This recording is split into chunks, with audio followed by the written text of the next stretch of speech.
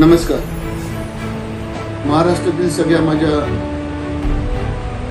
बांधवांना होळीच्या व रंगपंचमीच्या लाख लाख शुभेच्छा. महाराष्ट्र आणि भारत देशामध्ये निवडणुकीचं वारं सुरू आहे. त्याच्यामुळे खासदारकी किंवा उमेदवारी मिळण्याकरता प्रत्येक पक्षाचे उमेदवार स्पर्धा करत आहेत. त्यातूनच आगरी सेना ही निर्णायक मतं असणारी कोणी पक्ष असेल, साहेब जे बोलतील त्याप्रमाणे 7 जिल्ह्यांनी काम करण्याचं आज अधिवेशन माननीय राजारामजी सावी आणि महाराष्ट्राच्या कमिटीला दिला. त्याबद्दल मी तुमचा आभारी आहे. लवकरात लवकर परत 4-5 दिवसात एक मीटिंग. आपण पाहताय टॉप 10 महाराष्ट्र न्यूज. लोकसभा निवडणुकीची तारीख जाहीर झालेली आहे. प्रत्येक पक्ष कामाला लागलेला आहे. 7 जिल्ह्यामध्ये आगरी सेनेची ताकद आहे. मुंबई, ठाणे, कल्याण, भिवंडी, नाशिक व पालघर या ठिकाणी आगरी सेनेचं काम जोराने सुरू आहे.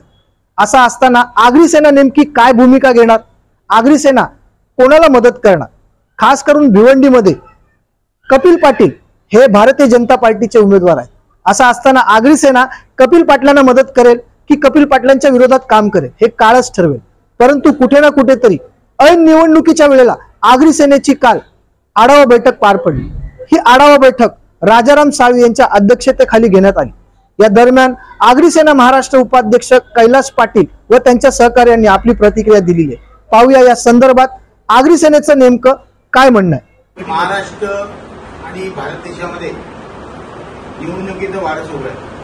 त्याच्यामुळे खासदारकी किंवा उमेदवारी मिळण्याकरता प्रत्येक पक्षाचे उमेदवार स्पर्धा करत आहेत. त्यातूनच आगरी सेना ही निर्णायक मतं असणारी महाराष्ट्रातली संघटना आहे. या संघटनेची मतं कोणाला मिळावी याच्याकरता प्रत्येक पक्षाचे लोक आज आमच्या आगरी सेनेचे संस्थापक अध्यक्ष माननीय राजाराम सावी साहेब यांच्या संपर्कात आहेत. काही लोक येऊन गेली, काही येण्याची तयारी आहे. परंतु आगरी सेनेने या निवडणुकीमध्ये कोणाला साथ द्यावी याच्याकरता आजची मीटिंग बैठक आज सावी साहेबांनी मध्यवर्ती कार्यालय कळवा ठाणे येथे भरवली. या बैठकीमध्ये असं ठरलं की सर्व महाराष्ट्रातील ठाणे जिल्ह्यापैकी 7 जिल्ह्यामध्ये आगरी सेनेचे तालुका प्रमुख, जिल्हा प्रमुख आहेत. त्यापैकी जिल्हा प्रमुखांची एक बैठक घेऊन आज सावी साहेबांनी त्यांना सर्व निवडणुकीचे नियम व काय करायला पाहिजे, काय बोलायला पाहिजे हे सगळं त्यांना ठरवलेलं आहे, कळवलेलं आहे आणि नियम पाळायला सांगितले आहे. कारण की अजून मध्ये खूप गॅप आहे निवडणुकीच्या याच्यामध्ये. अजून उमेदवार ठरायचे आहेत. परंतु उमेदवारांशी आणि त्यांचे उमेदवारांचे जे पक्ष आहेत त्या पक्षाच्या प्रमुखाशी बोलणी झाल्याशिवाय कुठल्याही कार्यकर्त्यांनी, जिल्हा प्रमुखांनी, तालुका प्रमुखांनी निवडणुकीच्या याच्यावर बोलू नये असे एक देशामध्ये निवडणुकीचे वारे वाहत आहे आणि माननीय राजारामजी सावी साहेबांनी ही महाराष्ट्र आगरी सेना महाराष्ट्र बॉडीची मीटिंग लावली आणि 7 जिल्ह्याचे आज अध्यक्षकडे उपस्थित आहेत. आज प्रत्येकाच्या बोलण्यातून असं दिसून येते की जो समाजाला मदत करेल तो कॅन्डिडेट, जो समाजाच्या भूमिपुत्रांच्या, कामगारांच्या, वंचितांच्या लोकांची कामं करेल आणि अशा प्रकारे लोक जर कामं करण्याचं आश्वासन जर राजारामजी सावींना कोण देत असेल अशाच पक्षाला, 2 पक्ष आहेत, 2 संघटना आहेत, वेगवेगळे 3-3 पक्ष लढतात आहेत. आज आगरी समाजाची 7 जिल्ह्यातली मतं ही निर्णायक आहे.